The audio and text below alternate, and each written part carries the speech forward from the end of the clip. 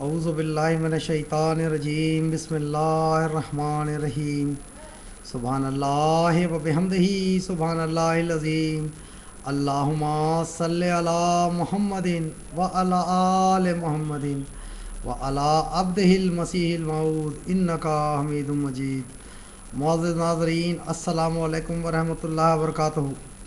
خاکسار جناب یوسف UK 2007 کے سوالات کا جواب دے رہا تھا۔ یہ کامنٹ پچھلے کامنٹ کا تسلسل ہے۔ سوال ان کا یہ تھا کہ why is the need of a prophet after صلی اللہ علیہ وسلم، ادر مجددین محدثین اینڈ حدیث آر ناٹ انف۔ کیا رسول کریم صلی اللہ علیہ وسلم کے بعد کسی نبی کی ضرورت کیوں ہے؟ کیا مجددین محدثین اور احادیث کافی نہیں ہیں یعنی اسلام کو سمجھنے کے لیے؟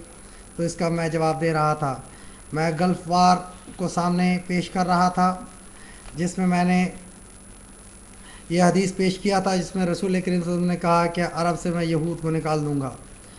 دوسری حدیث کا میں ذکر کر رہا تھا، وہ دوسری حدیث اس سلسلے میں کچھ اس طرح ہے،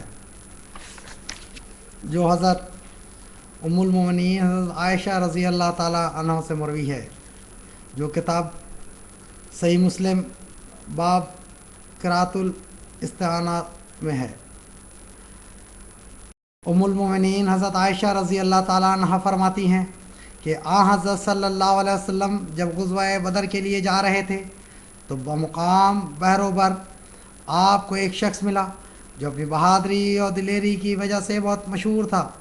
اس کے آنے پر صحابہ کرام بہت خوش ہوئے، یعنی یہ بہت بڑا جنگجو شخص تھا کہ صحابہ اس لیے خوش ہوئے کہ چلو اب ہماری طاقت جو ہے بڑھ جائے گی۔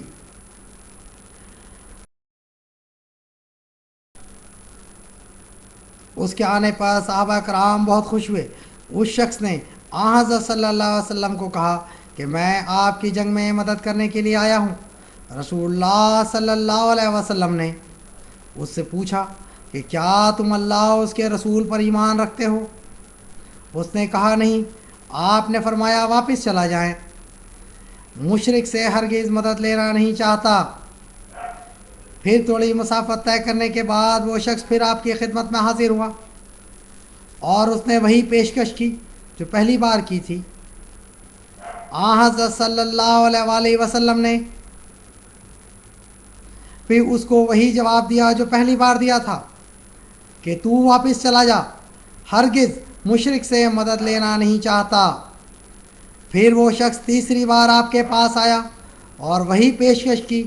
حضرت صلی اللہ علیہ وسلم نے اس سے وہی سوال کیا جو آپ نے پہلی بار کیا تھا کہ تو اللہ اور اس کے رسول پر ایمان لاتا ہے؟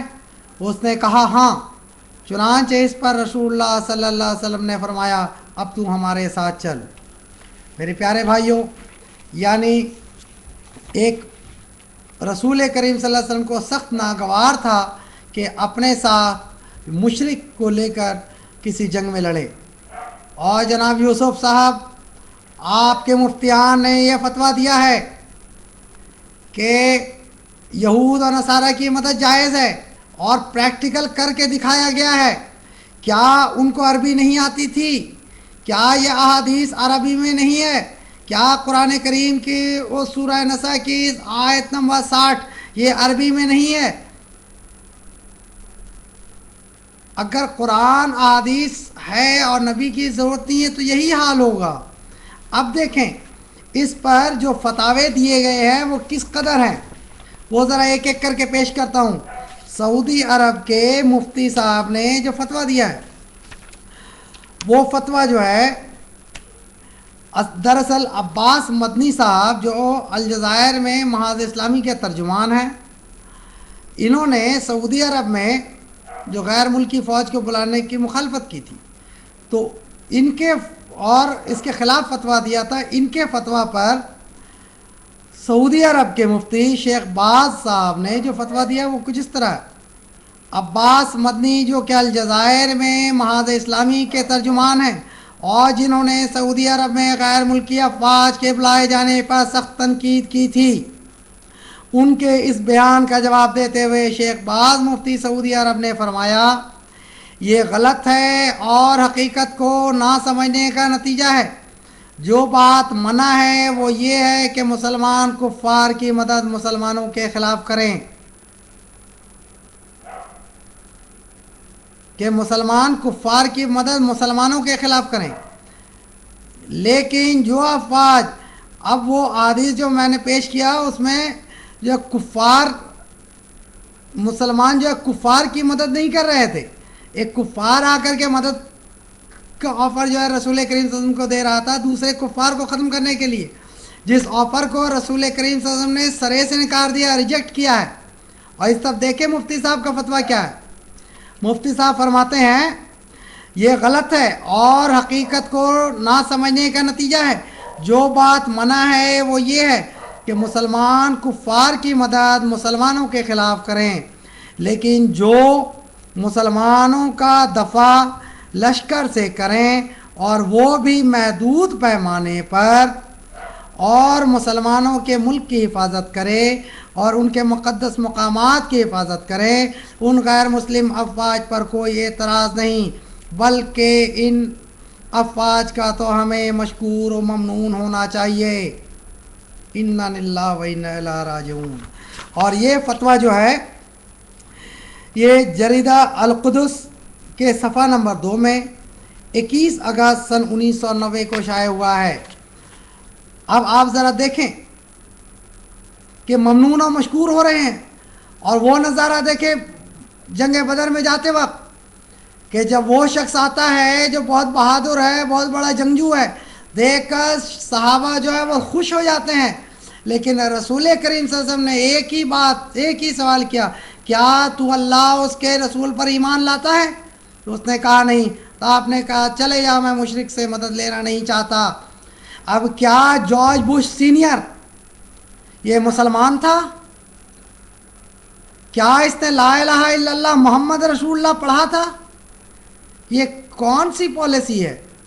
یہ قرآن کریم کی کس آیت نے یہ اجازت دیا تھا؟ اور آگے دیکھیں، میں دوسرا فتویٰ دیتا ہوں جو مفتی مصر کا فتویٰ ہے، جو جریدہ الجمہوریہ مصریہ 22 اگست سن 1990 کو شائع ہوا۔ اس میں کچھ اس طرح کہ اللہ تعالیٰ کی شریعت نے ہر اسلامی ملک کے سربراہ پر یہ فرض عائد کیا ہے کہ ملک پر کوئی حملہ ہو تو وہ اپنے وطن اور شہریوں کی جان و مال کی حفاظت کے لیے تمام جائز وسائل کو بروئہ کار لائے۔ یہاں پہ مشرک کا مدد لینا جائز ہو گیا ہے۔ یہ ہیں آپ کے مفتیان۔ نعوذ باللہ، رسول کریم صلی اللہ علیہ وسلم کو اسلام نہیں آتا تھا۔ خیر، فتویٰ پڑھتا ہوں۔ شہریوں کی جان و مال کی حفاظت کے لیے تمام جائز وسائل کو بروئے کار لائے اور اپنے مسلمان بھائیوں سے بھی مدد حاصل کرے، اور ضرورت کے وقت اگر وہ دیکھے کہ مسلمان برادران کی امداد دشمن کے متوقع حملے کو کچلنے کے لیے کافی نہیں تو وہ غیر مسلموں سے بھی مدد حاصل کرے۔ اس لیے دارالافتاء مصر سعودی عرب کے قاضیوں اور علماء کے فیصلہ جات کو عین شریعت کے مطابق سمجھتا ہے، جس میں خادم حرمین شریفین ملک فہد بن عبد العزیز کے ان فیصلہ جات کی تائید کی گئی ہے جو انہوں نے ملک پر متوقع حملہ کے پیش نظر کیے ہیں۔ قاضیوں اور علماء کے فیصلے میں کہا گیا ہے کہ یہ بادشاہ کی ذمہ داری ہے کہ وہ سب کچھ کرے جو اس کی استطاعت میں ہے تاکہ قوم اور وطن کو متوقع خطرات سے بچائے اور قوم کے لیے امن قائم کرے، نیز مقدس مقامات اور ان کی جان و مال و عزت کی حفاظت کرے۔ یہ ہے آپ کے مفتیوں کا فتویٰ جو سمجھتے ہیں۔ اور ایک بہت ہی دردناک واقعہ میں آپ کو سنا دے رہا ہوں، وہ صدر حسینی مبارک کا ہے جو مصر کے صدر ہیں۔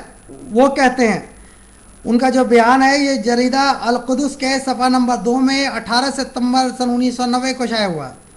وہ کہتے ہیں سعودی عرب نے غیر ملکی و غیر مسلم افواج کو حجاز بلایا ہے تاکہ وہ افواج سعودی عرب اور مقدس مقامات کا دفاع کریں۔